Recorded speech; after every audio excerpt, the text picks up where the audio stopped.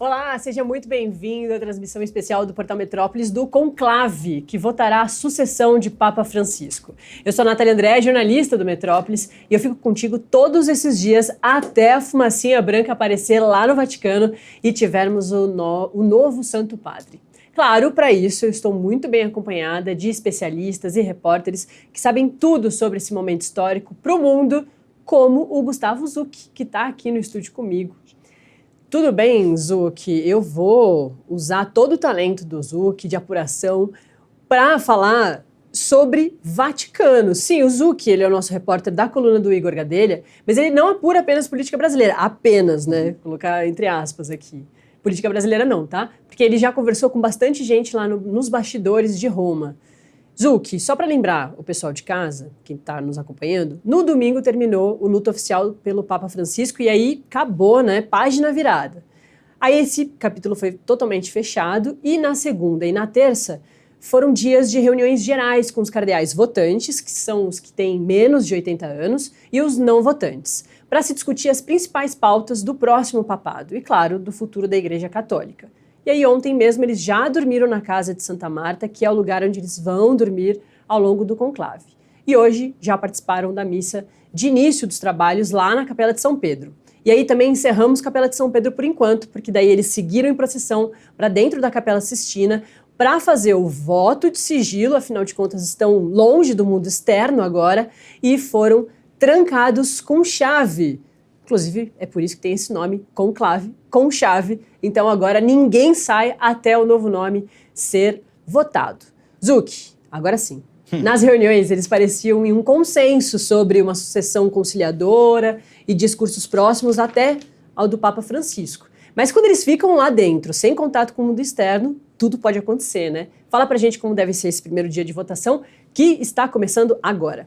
Isso, primeiro, boa tarde a todos os espectadores aqui que também estão ansiosos para saber quem será o novo líder da Igreja Católica. Nesses últimos dias, assim, a gente tem que lembrar que esses discursos um pouco mais públicos, né, antes do conclave ser fechado ali a chave, ou os discursos que, por exemplo, que a gente fica sabendo mais ou menos o que foi o teor, todos os cardeais, eles são mais contidos, né, eles são mais cuidadosos quando estão falando, quando a mídia vai saber, quando o público vai saber. Agora, é fato também de que quem acompanha um pouco mais ali dentro do Vaticano, que essa união não é tão grande, né? Até agora, na missa antes do conclave começar, que foi presidida pelo cardeal decano, né, o Giovanni Battista Re, ele falou da necessidade de união na igreja, né, porque realmente, assim, a gente na política, a gente vê muito essa polarização, e isso também existe na Igreja Católica, especialmente depois do mandato do Francisco. A gente aqui fora olha para o mandato do Francisco, né, na mídia, olha entre os laicos, entre as pessoas que estão fora da igreja, como um papa muito popular, como um papa que falou dos pobres, como um papa que foi contra a guerra. Agora, internamente, não é bem assim. Internamente, a gente tem um papado que foi bastante questionado. O Papa Francisco foi alvo de duas dúbias, né? Que é a formalização do questionamento de cardeais, inclusive cardeais que estão no conclave. Ele tomou algumas decisões que foi questionadas por setores conservadores, até por setores de centro da Igreja Católica. E isso vai se refletir agora no conclave, né? A gente tem, quando você pega a lista dos favoritos ali, que a gente vê alguns cardeais mais à esquerda, a gente vê alguns cardeais mais à direita, mas a gente também vê muitos cardeais considerados mais de centro como possíveis papáveis, né, como os favoritos ao papado. O mais, vamos falar assim, midiático deles, ou o que mais está sendo considerado favorito, é o Pietro Parolin, que é secretário de Estado do Vaticano, que é um centro-esquerda dentro das possibilidades do Vaticano. Sim. Ô, Zucchi, a gente estava falando nos bastidores justamente sobre esse comecinho da votação, esse primeiro dia, que deve ser, assim como você comentou, os cardeais votam nos extremos, né, para começar a mostrar ali o quanto esses nomes extremos tem força, mas apenas nesse começo de votação. E aí, nos próximos dias, vale a gente lembrar aqui como é que é um pouco do rito, né? A gente vai falar bastante sobre isso, a gente tem VTs especiais, mas já para adiantar quem está nos acompanhando, que é isso. Agora, eles acabaram de ser trancados na Capela Sistina, é exatamente isso, eles estão fechados, só saem de lá com um nome novo de Papa, e esse nome só sai quando todos os 133 cardeais de 71 nações, de 6 continentes, conseguirem um nome igual em 2/3 dos votos. Então, tem que ser um quase grande, uma unanimidade. Mas aí, eles agora foram fechados e começa essa primeira votação. Hoje só tem uma votação. Terminando hoje, se der na chaminé a fumaça preta, quer dizer que não teve escolha do Papa, eles voltam para a Capela Santa Marta, para a Casa de Santa Marta, dormem lá, e aí amanhã sim começa um dia cheio de votações. São 4 votações por dia, 2 de manhã e 2 à tarde. Por isso mesmo, aqui no Portal Metrópolis, você vai encontrar 2 programações ao vivo comigo, o Zuc também vai estar comigo durante todos esses dias, justamente para a gente dar conta de toda essa rotina de votação. Aí eles vão, fazem a primeira votação, chaminé com fumaça preta, fazem a segunda votação, chaminé com fumaça preta, passam um tempinho ali, almoçam, oram, e aí voltam para essa segunda rodada de votação, que na verdade para eles, como é 5 horas para frente, na Itália, no fuso, na verdade é tarde e noite, né? Aí fazem a votação. Lembrando dos últimos 3 papas, Papa Francisco e Papa Bento XVI foram escolhidos em 2 dias. E já o Papa João Paulo II foi escolhido em 3 dias. Se a gente, hoje, nesse conclave, repetir o que aconteceu com o Papa João Paulo II, quer dizer que a votação só termina lá na sexta, então a gente vai ficar 3 dias aqui, né, Zuc, falando sobre as votações. Então, é isso. O Zuc estava me contando nos bastidores que muitas vezes nesse comecinho eles lançam nos primeiros votos os 2 extremos ali, o mais progressista, mais próximo do próprio Papa Francisco e o mais conservador. E aí, ao longo desses dias, eles vão discutindo e tentando entrar nesse consenso, né, Zuc? Isso, é uma estratégia que já foi utilizada. A gente, claro, o conclave é sempre secreto, é sempre fechado, depois a gente vai ver um pouco dos bastidores ali, colhendo aos poucos. Mas é uma estratégia que parece ter sido utilizada em conclaves no passado, não apenas nos últimos conclaves, mas em todos os conclaves. Para você ter ideia, Natália, existe um ditado dentro da igreja que depois de um papa gordo vem um papa magro. E depois de um papa magro vem um papa gordo. Claro que aqui a gente não está falando de peso corporal das pessoas. Exato. A gente está falando de um papa mais progressista e um papa mais conservador. A gente teve um mandato do Francisco, um mandato muito progressista. Eu conversei com algumas pessoas que entendem um pouco mais de igreja, assim, e me falaram que, olha, o Francisco foi o limite.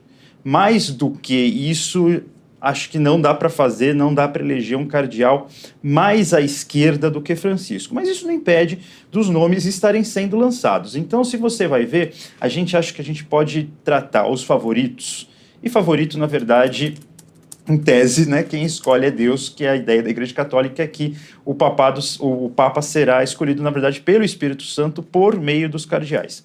Mas, olhando um pouco da política, a gente vê que no lado da esquerda, a gente viu que surgiram alguns nomes de cardeais mais à esquerda do Francisco. Eu vou citar um muito rapidamente aqui, que é o Matteo Zippi, que é o presidente, vamos falar assim, da CNBB italiana.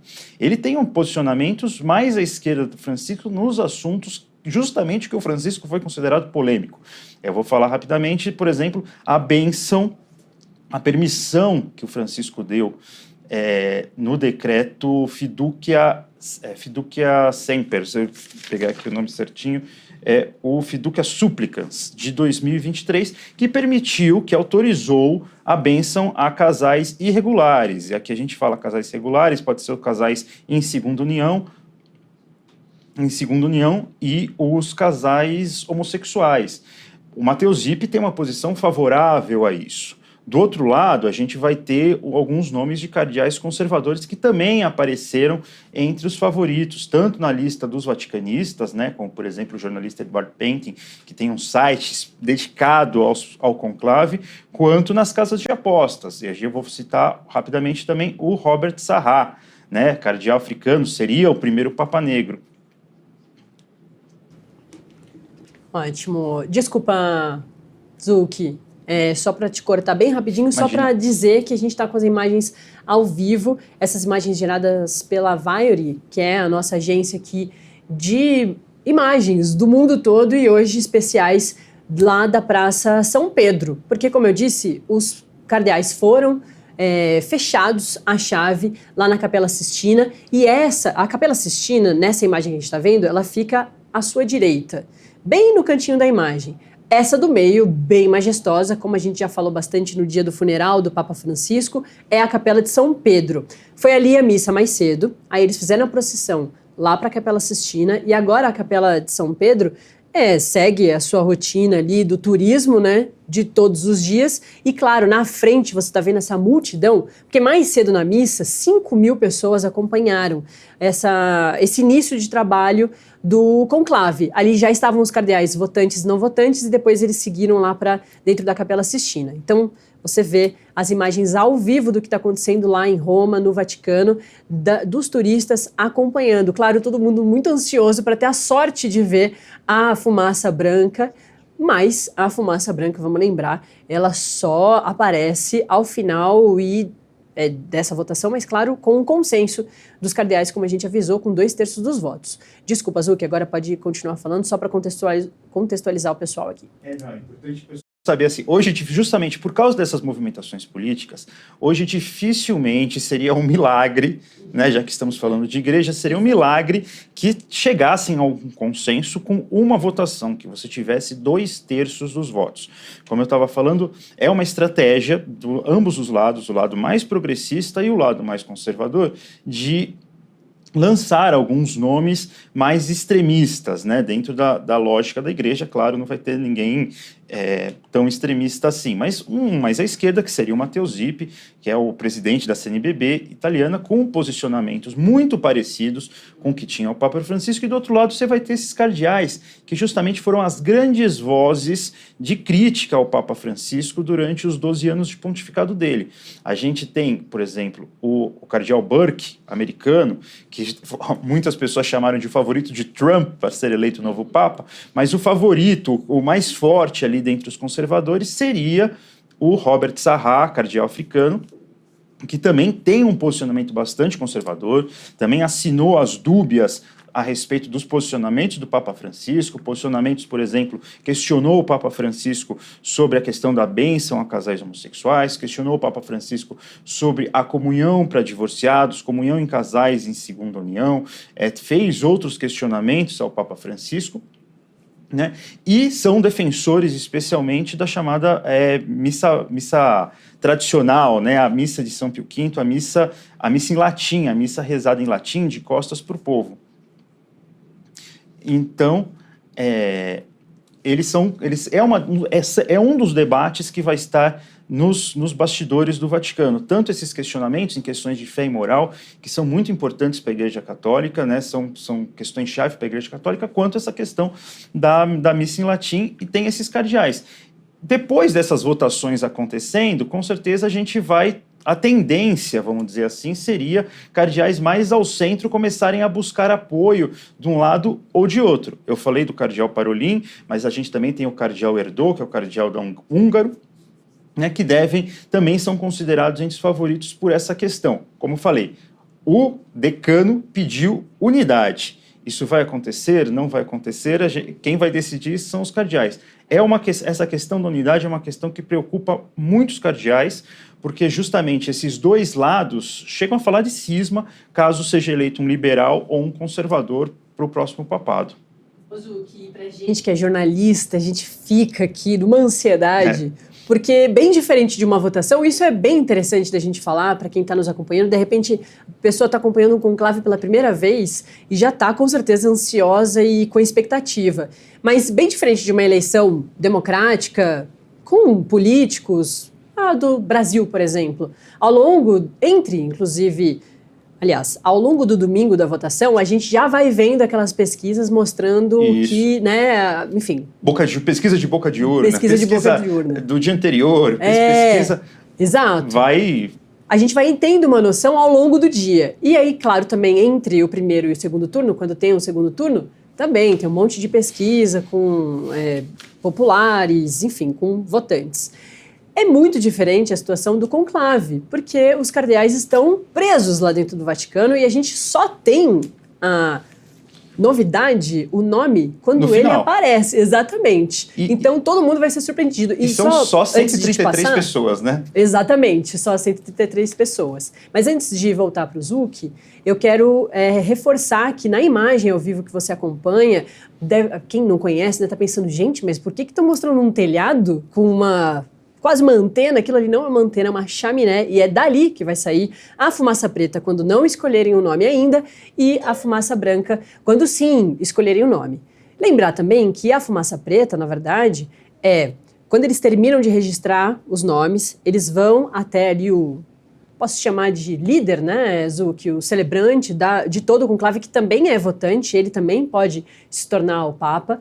Ele recebe esses votos, aí eles colocam ali numa urna, numa espécie de urna, depois os votos são lidos, todos os cardeais vão saber quem recebeu quantos votos e tudo mais, eles vão fazer essa contagem de votos, e aí quando não se chega aos 2/3, aí sim eles queimam, jogam ali uma substância para ficar preta, e quando chegam ao consenso dos 2/3, jogam uma outra substância para deixar a fumaça branca. A gente também tem material especial para te explicar como funciona, mas a gente vai ficar aqui todos esses dias falando sobre isso bastante. Ô Zucchi, antes também de te chamar de novo, eu queria chamar mais um integrante da nossa cobertura especial do conclave aqui do Portal Metrópolis, que é o Alexandre Varela. Ele é jornalista, assim como nós, mas ele é credenciado na Santa Fé. Ele é diácono, catequista e escritor de best-seller. Ele vai participar da nossa transmissão aqui justamente para trazer mais informações. Alexandre, você já me acompanha?